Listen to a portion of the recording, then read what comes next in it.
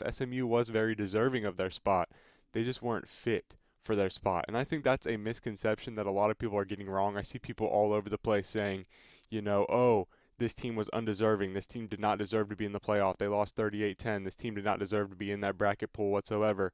That's just straight up wrong. It's not the team's fault. It's also not the committee's fault. You can't come out and bash the committee.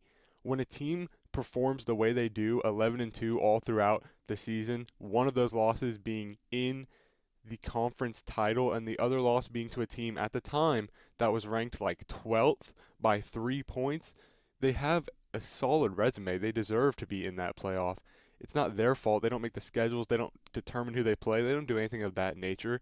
They just go out, play these games, and they found themselves in a spot. They were deserving. They just weren't fit. They weren't ready for this game. They can't compete with a team like Penn State. And we saw that show up in this game. It's not that they weren't deserving of that spot. It's just they literally could not fit up and play against that caliber of a team in that weather, in that stadium. The noise was too much. The weather was too much. That defense was too much. Penn State is just on a whole nother level than SMU, and SMU can't control that. The only thing they go out and do is win football games and put themselves in a position to make a run, and that's exactly what they did. So they're not going to be punished for putting themselves in that position. They're obviously going to get a playoff spot. They're deserving of it.